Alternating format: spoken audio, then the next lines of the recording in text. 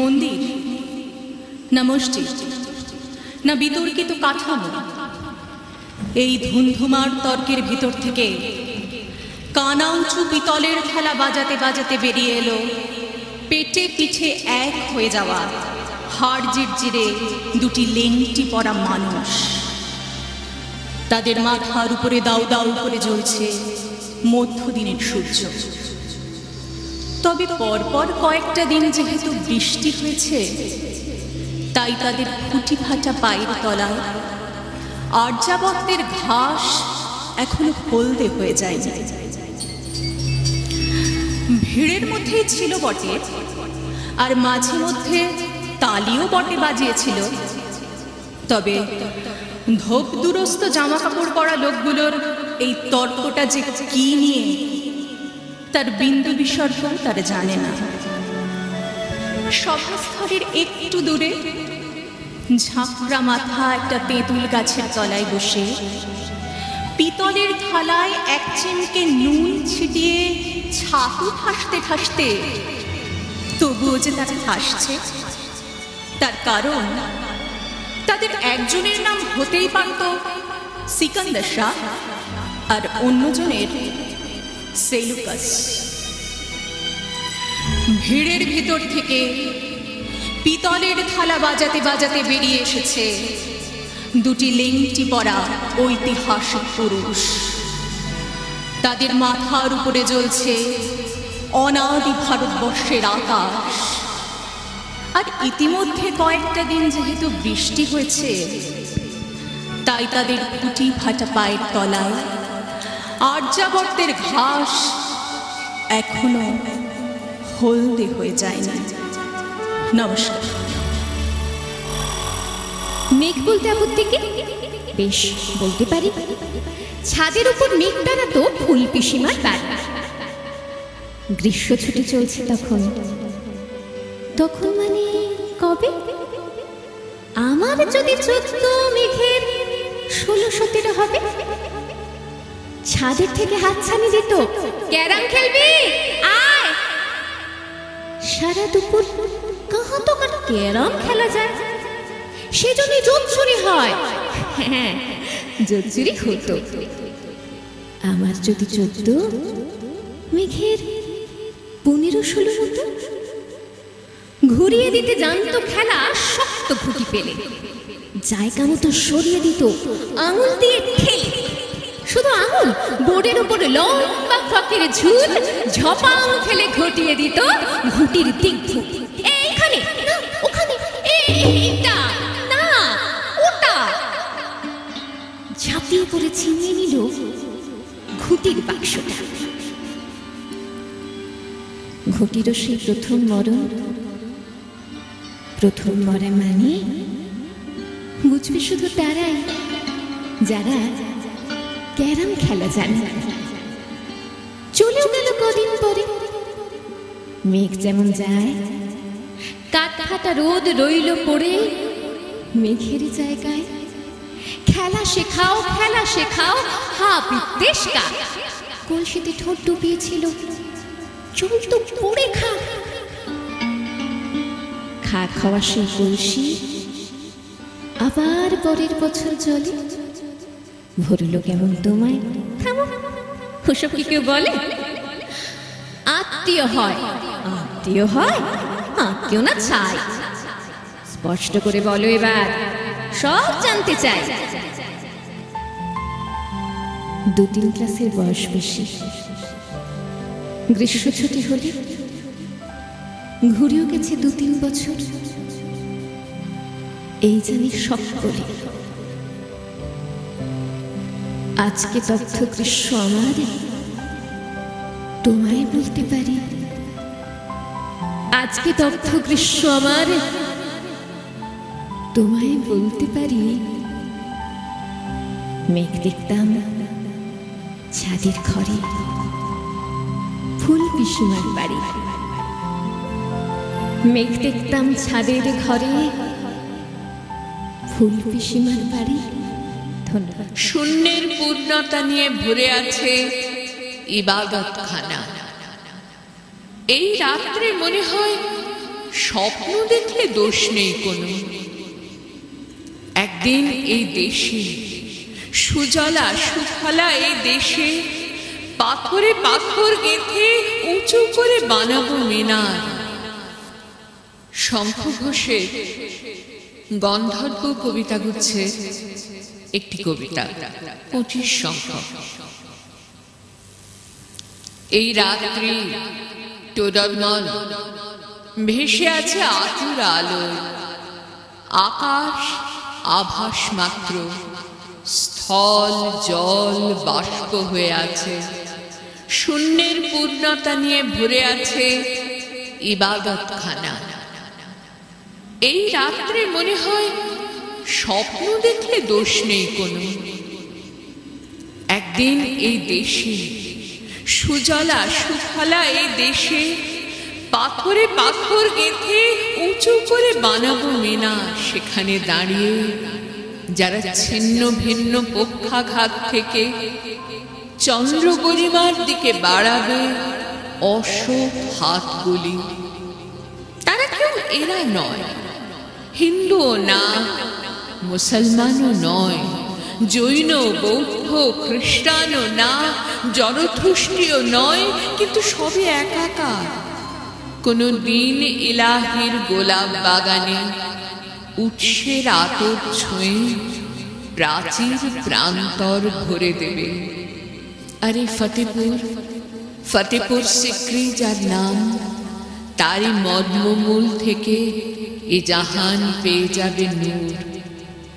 তখন কোথায় আমি, কোথায় বা ক্ষত্রবংশী তুমি? মানুষে তখন গান, মানুষে তখন ধ্রুবাদর। বিশ্বকবি রবীন্দ্রনাথ ঠাকুরের দান। ভেবেছিলাম চেয়ে নেব, চাইনি সাহস করে। সন্ধেবেলায় যে মালাটি গলায় ছিঁড়ে পড়ে, আমি চাইনি সাহস করে। ভেবেছিলাম সকাল হলে যখন পারে যাবে চলে, ছিন্ন মালা শয্যা তলে রইবে বুঝি পড়ে। তাই আমি কাঙালির মতো এসেছিলাম ভোরে, তবু চাইনি সাহস করে। এ তো মালা নয় গো, এ যে তোমার তরোয়ারি। জ্বলে ওঠে আগুন যেন বজ্র হেন ভারী, এ যে তোমার তরোয়ারি। তরুণ আলো জানলাবে পড়ল তোমার শয়ন ছেয়ে, ভোরের পাখি সুধায় গে কি পেলি তুই নারী? নহে মালা নহে থালা, গন্ধ জলের ছাড়ি, এ যে ভীষণ তরবারি। তাই তো আমি ভাবি বসে, এ কি তোমার দান? কোথায় এনে লুকিয়ে রাখি, নাই যে হেন স্থান। ওগো এ কি তোমার দান? শক্তিহীনা মরিলা যে, এই ভূষণ কি আমার সাজে? রাখতে গেলে বুকের মাঝে ব্যথা যে পায় প্রাণ। তবু আমি বইব বুকে এই বেদনার মান, নিয়ে তোমারই এই দান। আজকে হতে জগৎ মাঝে আমি ছাড়ব সকল ভয়, আজ হতে মোর সকল কাজে তোমার হবে জয়। মরণকে মোর দোসর করে রেখে গেছো আমার ঘরে, আমি তারে বরণ করে রাখবো পরাণময়। তোমার তরবারি আমার করবে বাঁধন ক্ষয়, আমি ছাড়ব সকল ভয়, আমি ছাড়ব সকল ভয়, আমি ছাড়ব সকল ভয়। এক ঘোর দুঃসময়ের মধ্যে দিয়ে চলেছি, তাই এই কবিতা। আমরা যেদিন আগুনের নদী থেকে তুলে আনলাম মার ভেসে যাওয়া দেহ দেহ দেহ, সারা গা জ্বলছে। বোন তোর মনে আছে প্রতিবেশীদের চোখে ছিল সন্দেহ। দীর্ঘজন চড়ুয়া ওঠা ঘাড় তুলে এগিয়ে এসেছে অভিজ্ঞ মোড়লেরা, বলেছে সংবিধান দিচ্ছি শোনো শোনো শোনো, দাহ করবার অধিকারী নয় এরা। সেই রাত্রেই পালিয়েছি গ্রাম ছেড়ে, সেই রাত্রেই পালিয়েছি গ্রাম ছেড়ে। কাঁধে মার দেহ, ওপরে জ্বলছে চাঁদ। পথে পড়েছিল বিষাক্ত জলাভূমি, পথে পড়েছিল চুন লবণের খাদ। আমার আঙুল খসে গেছে, তোর বুক শুকিয়ে গেছে তীব্র চুনের ঝাঁজে। আহার ছিল না, শৌচ ছিল না কারো, আমরা ছিলাম সব বহনের কাজে। যে দেশে এলাম মরা ডাল চারিদিকে, গাছ থেকে ঝরে মৃত পশুদের ছাল। পৃথিবীর শেষ নদীর কিনারে এসে নামিয়েছি আজ জননীর কঙ্কাল। মন তোকে বলি শোন, হে অস্থি পোড়াবো না, গাছের কোটরে রেখে যাবো এর হার। আমরা শিখিনি, পরে যারা আছে ওরা শিখবে না ঠিকের ব্যবহার। সারা গায়ে আচ্ছা ত্রাক আমাদের, সারা গায়ে আচ্ছা ত্রাক আমাদের। চোখ নেই, শুধু কোটর জ্বলছে ক্ষোভে। আমি ভুলে গেছি পুরুষ ছিলাম কিনা, তোর মনে নেই ঋতু থেমে গেছে কবে। পূব দিকে ওই করটি রঙের আলো, পিছনে নামছে সন্ধ্যার মতো ঘোর। পৃথিবীর শেষ শ্মশানের মাঝখানে বসে আছি মোরা, তুই মৃতদেহ। চোর চোর চোর, মানুষের ঘৃণা করি, মানুষের ঘৃণা করি। ও কারা কোনাল বেদ বেদান্ত চুম্বিছে মরি মরি। মূর্খেরা সব শোনো, মূর্খেরা সব শোনো, মানুষ এনেছে গ্রন্থ, গ্রন্থ আনেনি মানুষ কোনো। নিখিল মানব জাতির লজ্জা, সকলের অপমান। মহাবেদনার মহামানবের আজ মহা উত্থান। ঊর্ধ্বে হাসিছে ভগবান, নিচে কাঁপিতেছে শয়তান। ঊর্ধ্বে হাসিছে ভগবান, নিচে কাঁপিতেছে শয়তান। ঊর্ধ্বে হাসিছে ভগবান। নমস্কার। নমস্কার। কবি দেবাশিস দণ্ডের লেখা শনি ঠাকুর রবি ঠাকুর। ছোট্ট নুনু ছাগল দুটাকে বাঁধলো কি বাঁধলো না, ভটভটে পাড়া বেড়াই গেল ভঁ কইরে। তাইছে বলিয়ে গেল, বড় সালার মাঠে রবি ঠাকুরের পরব হচ্ছে, চললাম। রবি ঠাকুর ওটা আবার কি পরব বটে? খানি অল্প খাদ্য বটে, ভুল শুনলাম লয় তো? আইতে যাতে দিনে দুবার শনি ঠাকুরের দর্শন পাইতম ছিদ্দম খুরাক খানি। সানে কপাল ঠুকে গড় কইরেছি, হপ্তা হপ্তা সালপা চেঁচে চেঁচে গাঁদে সিন্নি ঘাটা খাইয়েছে। উত্তো শনি ঠাকুর, বাপের বড় ডর ছিল শনি ঠাকুরকে। বলত বারে ঠাকুরের বিস্তাদ বটে, খপদার ঘরকে ঢুকাবি লাই, দুয়ারে বসে খা, খাইয়ে মুকুল কুচা করে তবে ঘরকে ঢুকবি। ই দেবতা বড় জাগ্রত বটে, সংসার উল্টা পুল্টা করে দেবে। কিন্তু রবি ঠাকুর কোন ঠাকুর? ওই যে নুনু বলে গেল, হালে হালে ছেলে পিলাদের পাল্লাই পরে গাদে লুতুন লুতুন ঠাকুর বেড়াচ্ছে। শনি, রবি, বুধ, শুক্র, এ সকলকে ইরা ঠাকুর বানায় কে ছাড়বে। বড় সালার মাঠে যাইয়ে একবার দেখতে হবে ইহাদের জাঁকটা। তো গেলি বড় সালার মাঠে, মায়েরে বলছি পূজা করব কোনোই বুঝতে লাই, ফুল জল লাই, কলা বাতাসা লাই, বামুন ঠাকুর লাই। খালি তের পল্টে গায়, গড় গড় করি ভক্তি মে কইছে লট্টু বিহারি মাস্টার। ছোট ছোট ছেলেগুলা করি হারমোনি বাজাইল, গান বইল। ছোট ছোট বিটিগুলা হাত ঘুরাইন ঘুরাইন লাইছিল কতক্ষণ। ই আবার কোন লাইচা কুদার ঠাকুর গ?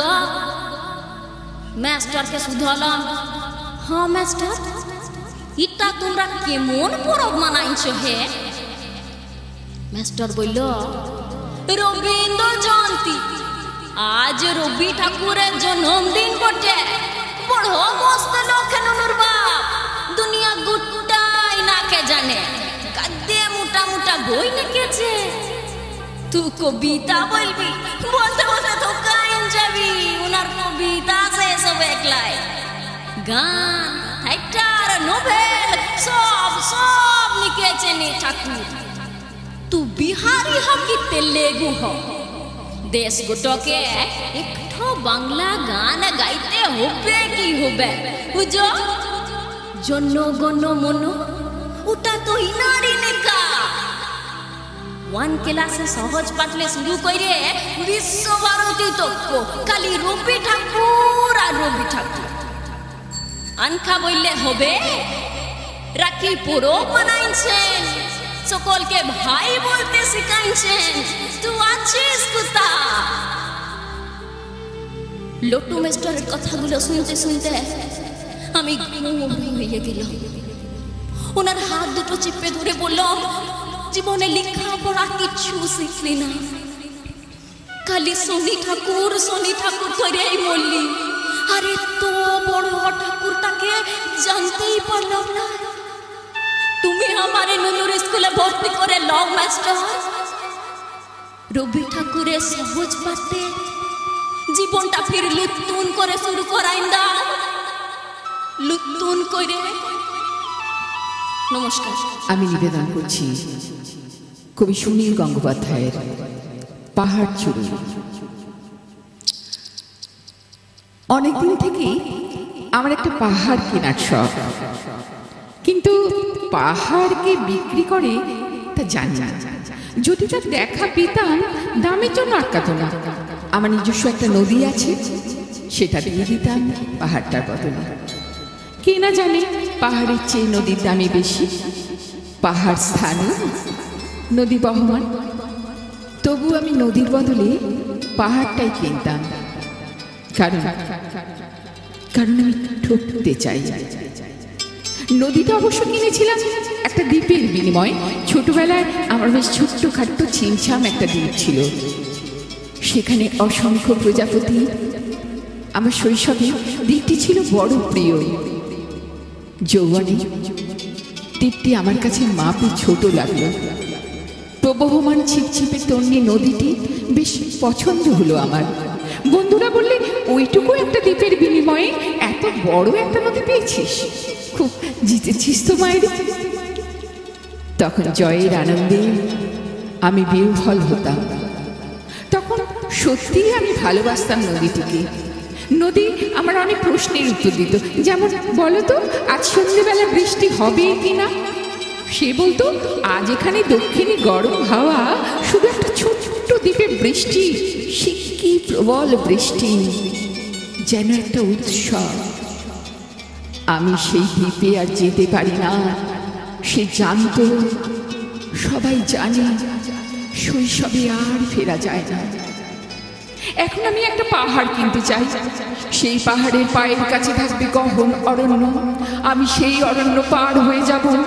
তারপর শুধু রুক্ষ কঠিন পাহাড়, একেবারে চূড়োয়, মাথার খুব কাছে আকাশ, নিচে বিপুলা পৃথিবী, চরাচরে তীব্র নির্জনতা।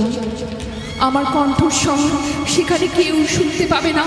আমি ঈশ্বর মানি না, তিনি আমার মাথার কাছে এসে ঝুঁকে দাঁড়াবেন না। আমি শুধু 10 দিককে উদ্দেশ্য করে বলবো, প্রত্যেক মানুষ অহংকারী। এখানে আমি একা, এখানে আমার কোনো অহংকার নেই। এখানে জয়ী হবার বদলে ক্ষমা চাইতে ভালো লাগে। হে 10 দিক, আমি কোনো দোষ করিনি। আমাকে ক্ষমা করো, আমাকে ক্ষমা করো।